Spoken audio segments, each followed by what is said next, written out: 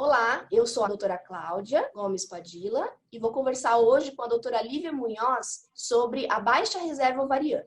A baixa reserva ovariana acontece quando a mulher já utilizou a maior parte dos seus óvulos ao longo da vida. Isso pode acontecer precocemente ou de maneira mais natural ao longo da maturidade, próximo aos 38, 40 anos. E ela é identificada principalmente através de alguns marcadores. Entre eles, o hormônio antimileriano, que é um exame de sangue que pode ser colhido em qualquer fase do ciclo, que avalia como que está essa reserva de óvulos dessa paciente. Em geral, para a gente considerar uma reserva baixa, ele tem que estar abaixo de 1 ou 1,1 a 1,2. Existe também uma avaliação feita por ultrassom, por meio da contagem de folículos antrais, e quando ela está abaixo de 7, e em algumas referências de 5 a 7, você também tem uma baixa reserva de óvulos. Um outro marcador que é mais oscilatório ao longo dos meses de vida da mulher é o FSH. E ele indica como que está a resposta, como que está o ovário daquela paciente naquele mês. Quanto mais elevado, indica que ele precisa estimular mais aquele ovário para que ele funcione adequadamente. Então, FSHs acima de 10, principalmente acima de 15 a 20, indicam, sim, provavelmente uma baixa reserva ovariana a ser confirmada com os demais exames. Lívia, e a gente usa muito, o FSH quando a gente já está pensando num tratamento para as nossas pacientes, principalmente os tratamentos de estimulação da ovulação.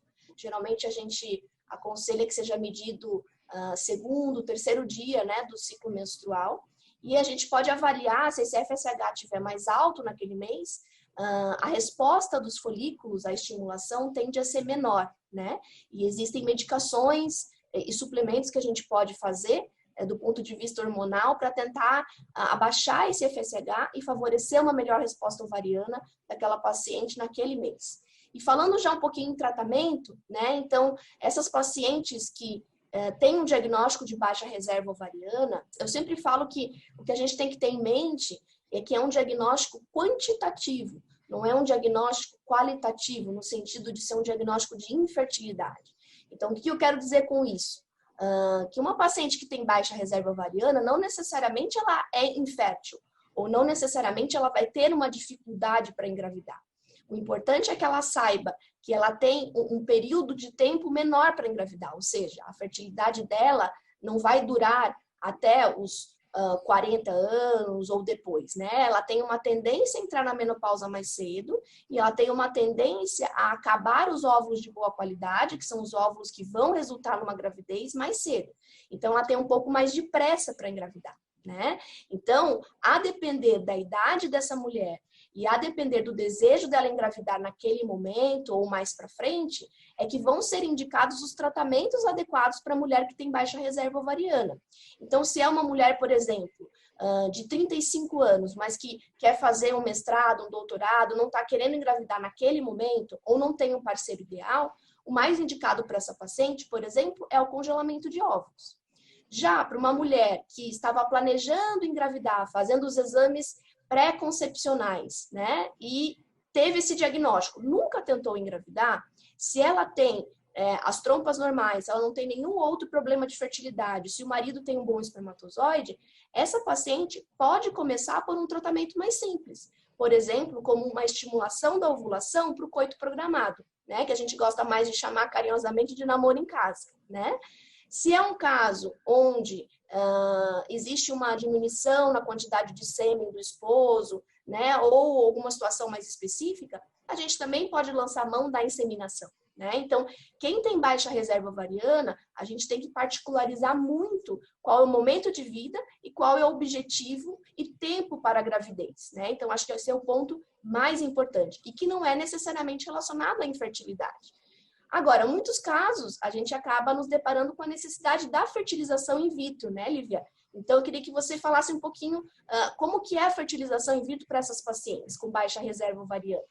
Em muitos casos, se você tem uma baixa reserva ovariana e talvez uma idade avançada ou algum outro impeditivo, a gente acaba optando por uma técnica que é mais eficiente, que ela otimiza as chances, que é a fertilização in vitro, né? Então, na fertilização in vitro, você faz um hiperestímulo do ovário durante mais ou menos 10 a 12 dias, para que você consiga coletar, em vez de um óvulo, que é o que normalmente a paciente ovula por mês, para que você consiga mais óvulos e assim aumentar as chances de gravidez no procedimento. É claro que se você tem uma baixa reserva, você vai ser estimulada como as outras pacientes, mas talvez você não tenha uma resposta tão elevada, com um número tão grande de óvulos. E a fertilização in vitro, a taxa de sucesso está ligada diretamente ao número de óvulos e também à idade da paciente. Quanto mais jovem, quanto mais óvulos, maior a chance. Então, é claro que são alguns casos de baixa reserva, você precisa de um pouco mais de paciência, às vezes você precisa de ter um pouco mais de número de tentativas para fazer, acumular um pouco mais de óvulos e assim ter mais embriões. A vantagem da fertilização, então, além de ter mais óvulos para formar embriões, é que você consegue fazer uma avaliação da qualidade desses óvulos. Então, na fertilização, por meio da cultura no laboratório desses embriões, após a coleta dos óvulos e a fertilização, é possível acessar e avaliar qual a real qualidade dos óvulos e a chance e a capacidade reprodutiva daquela mulher. E assim, muitas vezes você consegue, formando bons embriões, sim engravidar, às vezes numa primeira tentativa, mas pela reserva um pouco mais enxuta, às vezes é necessário um pouquinho mais de insistência para a gente aumentar as nossas chances ao longo das tentativas. É óbvio que a idade da mulher vai ser muito relevante, então é sempre importante ficar atenta à sua reserva para tomar as medidas o quanto antes. E falando um pouco de algumas táticas diferentes que podem ser feitas no estímulo ovariano dessas pacientes, além das medicações que podem ser usadas antes, que eu acho que seria interessante depois a doutora Cláudia comentar, pode ser feito estímulos um pouco diferenciados, ou estimular com uma alta dose para tentar o máximo de resposta, ou se você observa, por exemplo, que a resposta é de 2 ou 3 óvulos, você pode fazer uma mini FIV, que seria utilizar menos medicações para ter o mesmo resultado. E, além disso, talvez uma outra opção interessante é o do STIM, em que você pode fazer 2 coletas em um mês só e, assim, otimizar o tempo daquela paciente que é precioso. Sim, né, Lívia? Então, sim, como você falou, como sempre a gente fala muito da individualização do tratamento, né? Então, esses protocolos podem ser escolhidos de acordo com a resposta, né, da paciente, porque além de uma baixa reserva ovariana, muitas pacientes podem ter uma baixa resposta à estimulação ovariana, né? Então, depende muito de como ela vai responder. Às vezes ela tem os folículos inicialmente, mas eles não conseguem crescer, não conseguem se desenvolver. Então, essa paciente vai ter menos óvulos ainda, né? Então, talvez ela seja uma mais candidata a um duplo estímulo ou talvez a uma mini FIV, né? Quando a gente sabe que essa baixa respondedora não precisa de altas doses de medicação. Com baixas doses, ela vai responder do mesmo modo, né? Só que aí a gente teria que fazer várias coletas de óvulos para ter um acúmulo maior de embriões, né? E falando um pouquinho de suplementação e um pouquinho do preparo, antes da fertilização in vitro, a gente pode usar algumas medicações para tentar melhorar essa resposta dos folículos, né? E isso também tem que se avaliar cada paciente. Mas algumas dessas medicações são, claro, os antioxidantes, né, que atuam na qualidade dos óvulos, e principalmente alguns hormônios, como o uso da testosterona em doses baixas e o uso do hormônio GH, né, que em casos particulares podem ajudar os folículos a se desenvolverem melhor e a gente ter um número maior de folículos recrutados e estimulados.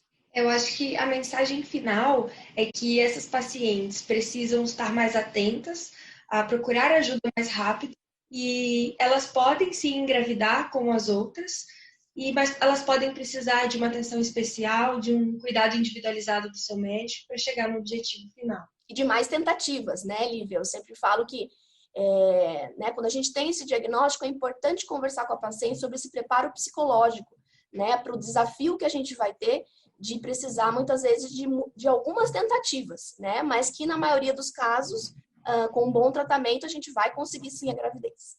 Sem dúvida, a persistência é importante nesses casos, mas com uma boa orientação e uma boa equipe cuidando, a gente consegue chegar lá na grande maioria das vezes.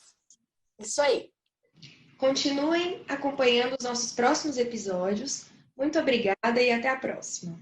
Tchau, tchau.